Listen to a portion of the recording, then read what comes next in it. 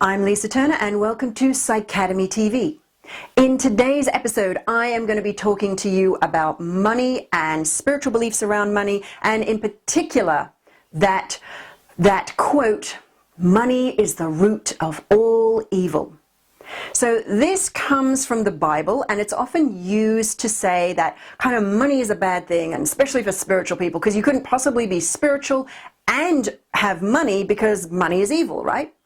Well, first of all, I'm going to explain the linguistics, the etymology behind that, and how I think it's been mistranslated, and I'm also going to put some things into context for you. And I'm going to give you another quote from the same chapter, it's the same book, just the chapter before, that is going to blow your mind about money. And you're going to ask the question, why the heck is that quote not the one that we hear about all the time? Why do we always hear money is the root of evil, of all evil? So, first of all, let's get the whole quote. It's actually not money is the root of all evil, and you probably know this first bit. You probably heard it as the love of money is the root of all evil. And you kind of think, oh, well, what that means is we just need to not love money. But actually there's even another bit missing in the quote. It's not that money is the love of money is the root of all evil. It is the love of money is the root of all kinds of evil. So think about this. There's a big difference. So for example, I have a fairly old Land Rover, and people say, oh yeah, that Land Rover with that system that's got a particular cooling system, and they say, oh, that's the cause of all problems. Notice how that's different to that's the cause of all kinds of problems. Do you see how that's different in this quote from Timothy 6?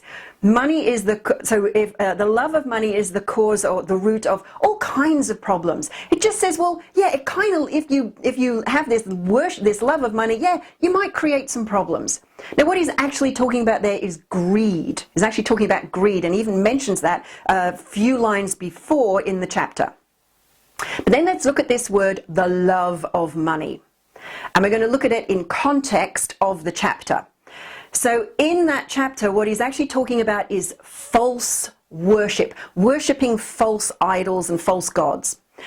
And if you look at the translation, I've studied Aramaic and Biblical Hebrew, and if you look at the translation from Aramaic, which is the sort of the precursor to most Greek, in Greek and Aramaic, there are actually various words for love. So it's not actually just love of money. Probably a more appropriate translation is the worship of money. So then let's take this whole translation. The worship of money is the root of all kinds of evil. So do you see how different that is? What it's saying is, don't put money on a pedestal above happiness, above serving people, above being a good person. In actual fact, that's a lot of what this chapter talks about. It talks about generally being a good Christian. Now, I'm going to share with you a really shocking quote that comes from a bit earlier in the Bible. So I've got this on my iPad here, and I'm going to read this to you. So earlier on in chapter, let me get the right chapter, in chapter 5, so just the chapter before, it talks about instructions for the church, and it says this. It says, the laborer deserves his wages. I'm going to say that again. The laborer deserves his wages. And Timothy is actually talking about this in the context of spiritual teachers. So, let the elders who rule well be considered worthy of double honor, especially those in the labor of preaching and teaching. Now, okay, we probably wouldn't use the word preaching these days. We might use the word healer or psychic or coach or spiritual teacher.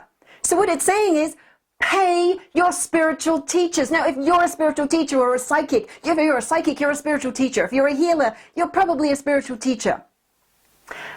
You need to be paid. You deserve to be paid. He also says, let me get this right. He also says, for the scripture says, you shall not muzzle an ox when it treads out the grain. So what he's saying there is, if you've got an ox doing the work of treading the grain, and you might think, oh, we should muzzle it so it doesn't eat the grain, but then you'd end up with a starved ox who can't do the work.